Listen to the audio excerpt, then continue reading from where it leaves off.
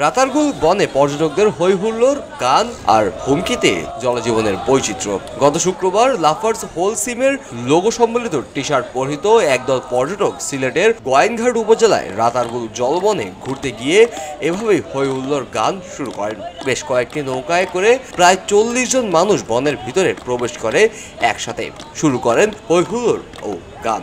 একসময় তাদের সকলের একত্রেই চিৎকার চেঁচামেচির বিকট রূপ নেয়।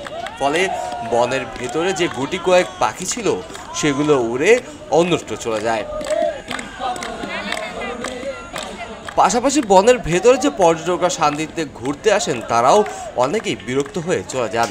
স্থানীয়দের সাথে কথা বলে জানা যায়, প্রায় প্রতিদিনই যখন পর্যটকদের আনাগোনা বাড়ে তখন এমন চিত্রই দেখা যায়। গোয়াইনঘাট উপজেলার ফাতেপুর ইউনিয়নে অবস্থিত রাতারগুল জলবন 1973 সালে সংরক্ষিত ঘোষণা করে বন বিভাগ। 2012 সাল থেকে সারা দেশের পর্যটকের কাছে রাতারগুল পরিচিতি পায়।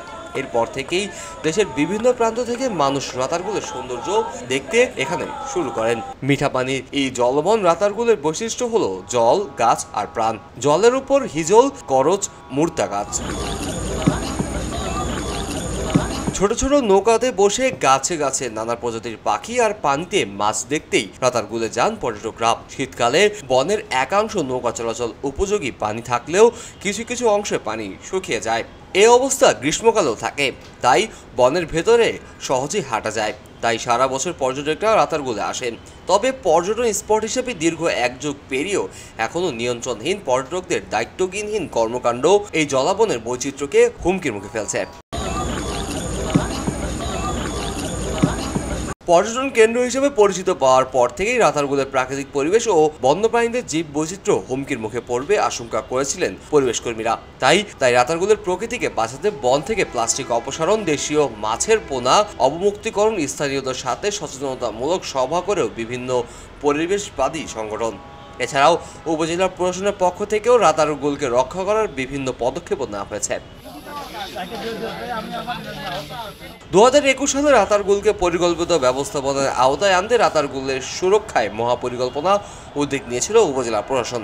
ওই মহাপরিকল্পনায় বনের প্রাণী সুরক্ষায় একাধিক স্থানকে নীরব অঞ্চল হিসেবে ঘোষণার প্রস্তাব দিয়ে বনের একটি অংশ প্রবেশপথ রাখার পরামর্শ দিয়েছিলেন সিলেটের শাহজালাল বিজ্ঞান ও প্রযুক্তি বিশ্ববিদ্যালয়ের 3টি বিভাগের শিক্ষকরা। তবে ওই প্রকল্প এখনও আলোর মুখ দেখেনি। শুক্রবার গ্লোবাল লিডারশিপ সার্ভিসের প্রজেক্ট অন এনভায়রনমেন্টের সদস্য নূরজাহান বিভা তার পরিবারের সদস্যদের নিয়ে ঘুরতে যান রাতারগুলে। আমরা আসছিলাম পরিবার নিয়ে হবিগঞ্জ থেকে জলাবনে ঘুরতে, কিন্তু এসে কোলাহল মুক্ত থাকতে চাইছিলাম, কিন্তু জলাবনের ভিতরে যাওয়ার পরে দেখলাম কিছু পর্যটক এত উচ্ছৃঙ্খলভাবে আচরণ করতেছে, চিল্লাপাল্লা করতেছে, যার কারণে আমরা এখন ব্যাক করতেছি আর কি। এখানে থাকা অসম্ভব, কান টান একবারে বন্ধ হয়ে আসছে। রাতারগুলের মাঝের ঘাটের মাঝি সালমান মিয়া জানান বর্তমানের অবস্থা।